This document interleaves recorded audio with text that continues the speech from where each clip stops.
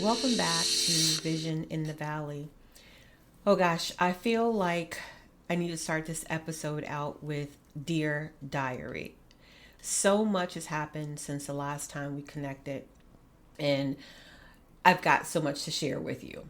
Let me think. There was the installation of the community engagement exhibit that was just a dream of Pastor Hannah's, and I was blessed to be one of the midwives on call for delivery, right?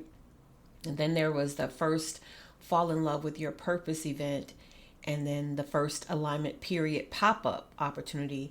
All these things happened in the last quarter of 2024.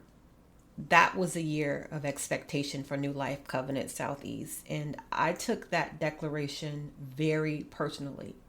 In fact, the last quarter just alone was pretty incredible for me. I was so busy that the last episode was recorded in early October. I not had a chance to get back and chat with you. I was running around so much, and deadline after deadline was competing for my attention, and I could feel the pull, right? But I also believe that I was very much in alignment with my purpose. So I just kept pushing. And as I prepared for the pop-up in November, I realized that the job was incredibly difficult alone. But again, I just kept pushing. I recalled not feeling well or not feeling my best, like leading up to that event. But I thought that, I bounced back after I got some rest. So again, I just kept pushing because this was a regular thing for me. And you've heard me talk about this before, how I work and then I'd be sick for a while and I'd kind of bounce back. And I just figured I'd have to keep pushing until God revealed my help. The days before the Fall in Love with Your Purpose event, I'd noticed that my hair was thinning, but I didn't have time to worry about it. And I was going to the salon every Saturday, like I said. And so I just figured whatever was happening, it would bounce back, right? It wasn't until I saw patches in my hair that I truly became alarmed. And during this time, work had become increasingly difficult, and all I could do was think about getting to the holiday. If I could just get to the holiday, I could take some time off and I could restore myself, so to speak. My holiday was used to prep for the online store build.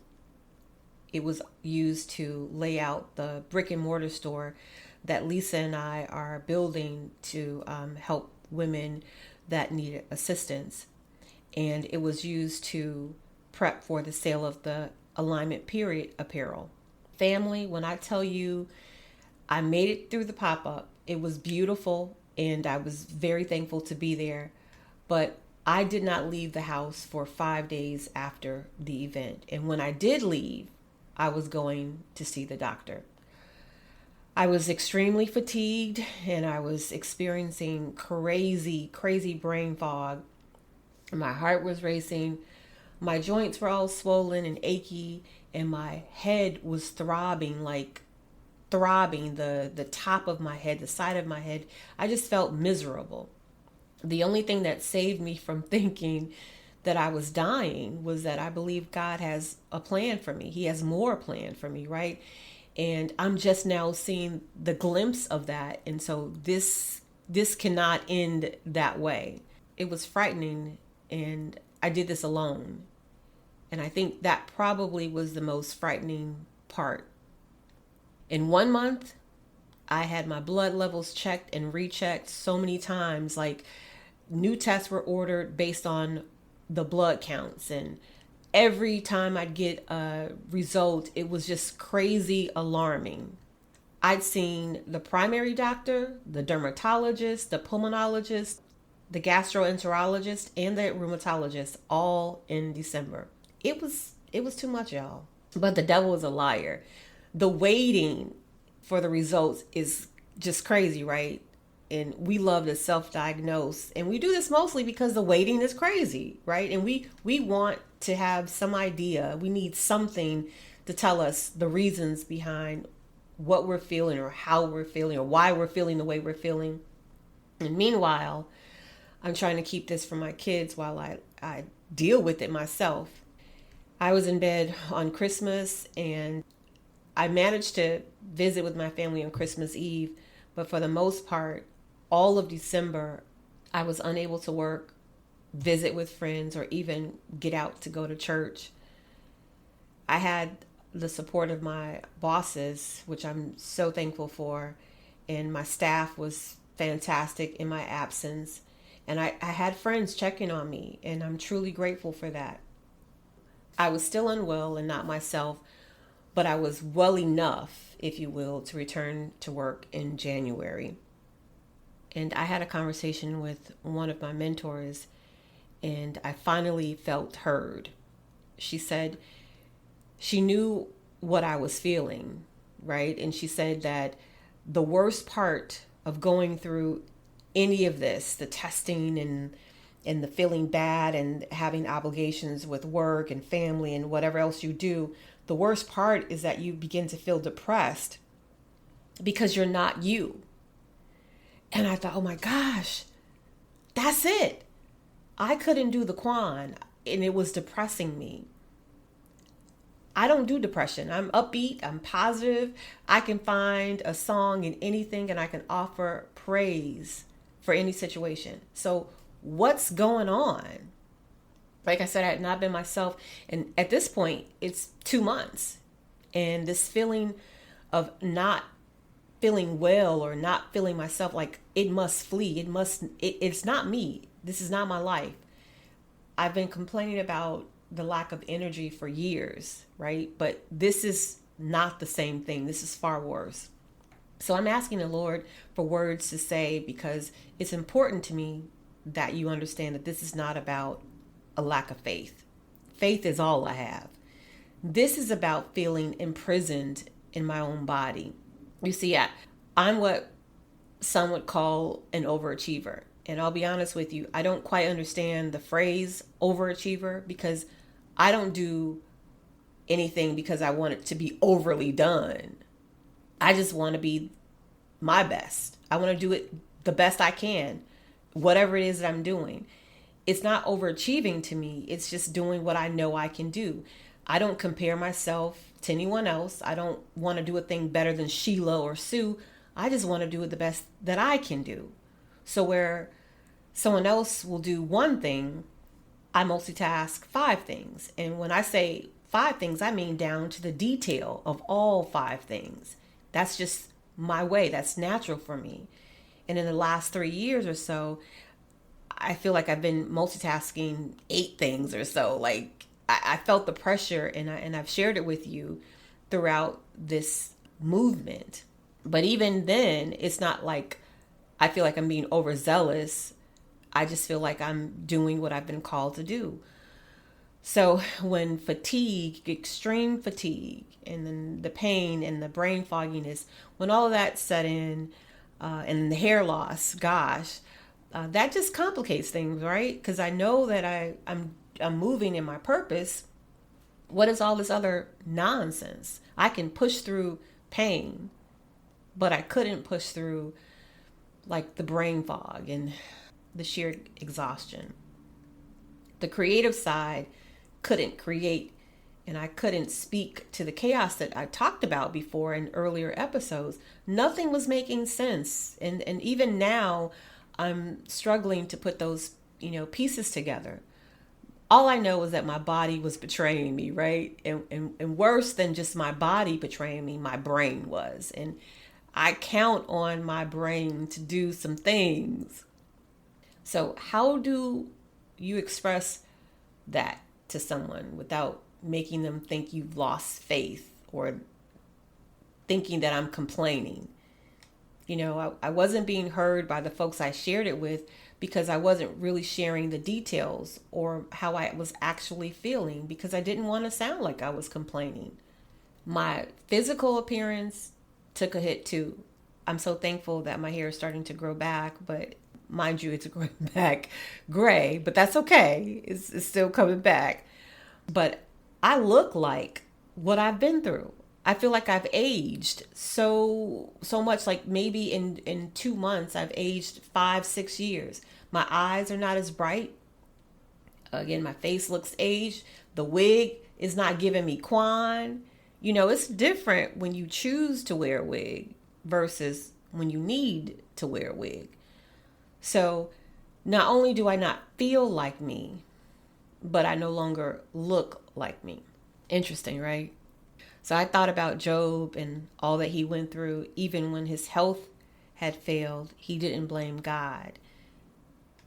It made me monitor my words even more so than I normally do, because there are many things we can't understand about what God allows, but we can be sure that nothing happens without God's permission.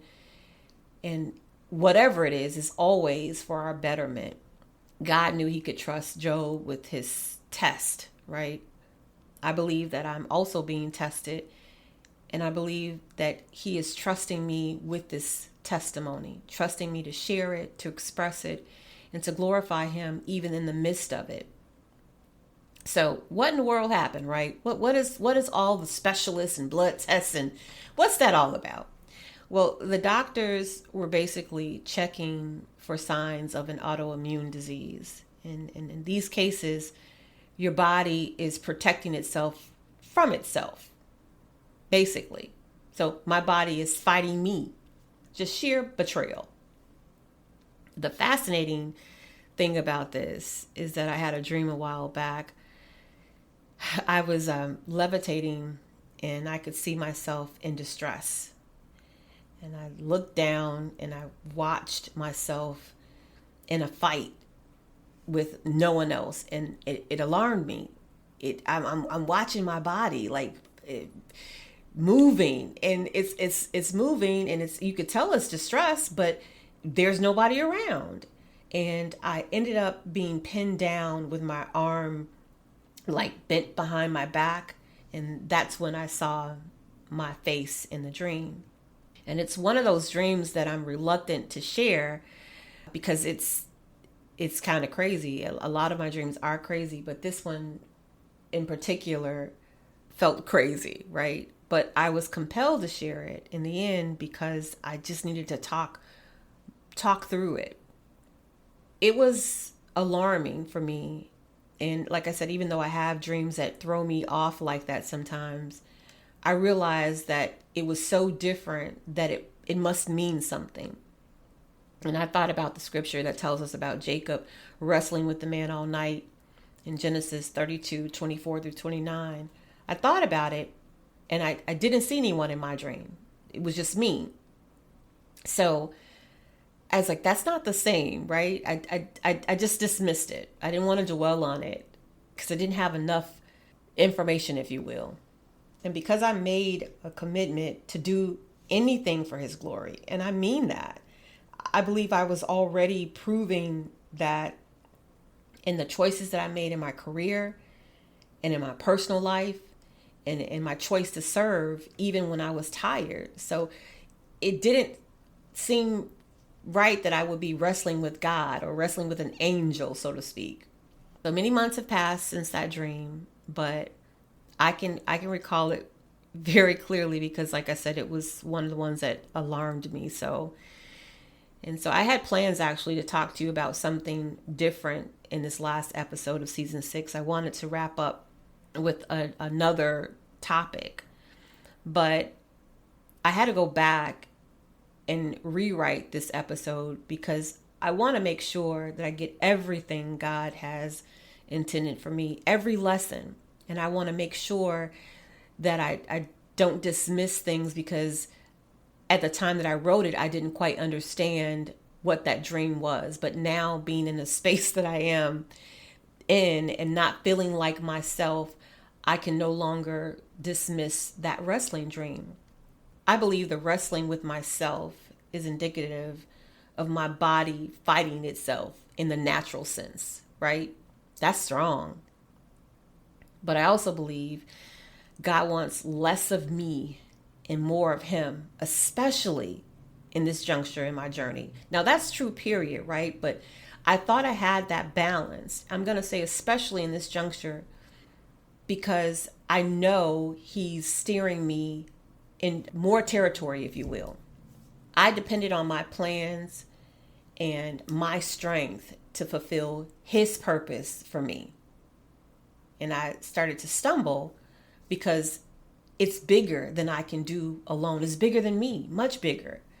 I need strength much bigger than me. So I've said this to you before. I'm a planner, and that means I'm used to a certain amount of control. So I recently toured the jewelry manufacturing site. It was so exciting. And I signed on with a studio for my video content.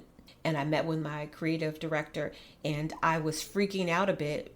And I told my oldest son, Warren, about my fear about planning these episodes with guests and having finances attached to it, and my reputation, and the uncertainty of being well. Maybe I wouldn't be able to be present on a scheduled date. And it means a lot that I recognize other people's commitment to it, their time and their energy, and the dollars that are being supported by this. And so he said, just plan to be well. And I laughed because it's a lovely statement, right? And you can really dive into that. Just plan to be well. But the fact is that he meant do less, like the days before leading up to those video content days, so that I'd have energy for that, right? But if it were that easy, I wouldn't be talking to you right now. I would just rearrange my schedule, my life, and that would be the end of it. But the truth is that the days at the hospitals are far from the usual, and there's nothing predictable about how I spend my day at work.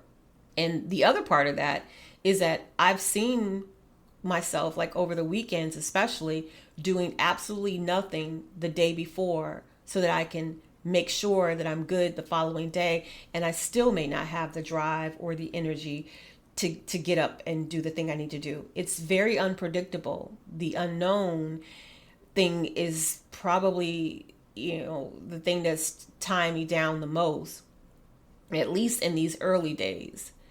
It's a planner's worst nightmare. I want to be sure that I receive everything God intended in this lesson, in this test. And more than anything, I'm hearing him say, release control and know that I am God. Stop worrying, because this is too big even for you, Quan. Like you've done okay for the last past levels, right? But this new graduation, you're going to need to learn how to lean on me and on my strength much more than you did before, much more than you may even be comfortable with. It's like he's saying, Quan, you need to shift that weight back to me. You're trying to carry more than you're physically able to carry. You can't. He said, I've stripped you before of things just to get your attention. And now I'm stripping you of you. Your health, your energy, and even your thoughts. I'm stripping you. I want less of you and more of me. Are you really complaining about forgetfulness and that you can't form the words and the thoughts as swiftly as you used to? Can't you see that I'm making room for me and removing you? He said, I'll supplement you with my strength, my thoughts, my ways.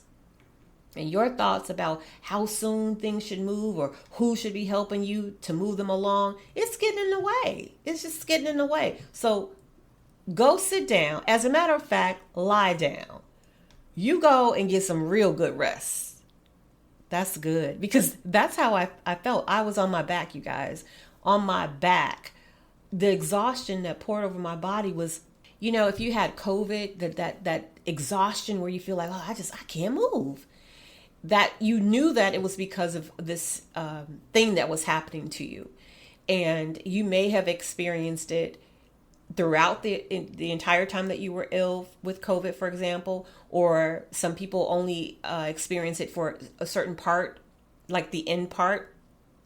It was that kind of exhaustion, but It lasted for the entire month of December. It started at the end of November, the entire month of December, and the first week of January. Like I could be sitting in the chair and just be exhausted. I couldn't do anything. See, leaning on his strength means less worry for me. And it also means less stress. And a lot of autoimmune diseases are triggered from stress. I was worried, or as I like to say, concerned about everything. But the same way he allowed me to start a podcast in my dressing room that eventually reached over 9 countries and over 100 cities with no social media presence is the same way he'll take the businesses to the market. So worry for what? Be concerned for what? He's preparing me for a larger stage with a greater responsibility, and my natural strength just won't be enough. I am so thankful that he's dealing with me now. It was like God was saying, so you say you'll do anything for my glory, huh? You say you'll be a vessel that I can use, huh? Well, a vessel doesn't choose what it contains or holds. The master chooses that. He can pour or store whatever he likes in that vessel. The vessels pour into the need, like water pouring out to nurture plants. A vessel cannot decide its use, but is content with being used for its purpose, right? That's good. The vessel's only responsibility is to be ready to be filled so that it may pour again. What am I saying? I am just a vessel. We are just vessels. And our commitment to be available to pour is the only thing we need be concerned with. The vessel that is worn and chipped can still be trusted to pour. You, me, we're damaged, we're tired, we're overwhelmed, we're tested. But can we still be trusted to pour? I want to be trusted to pour, even in my damaged state. Keep pouring regardless of whether you are damaged, weathered, chipped, or worn. God's got plans for you. You are the vessel, and your testimony is the pour. Our testimony is about what we know, what we've experienced, what we've seen with our own eyes. No one can pour like you. Can he trust you with your pour? I can't wait to talk with you soon.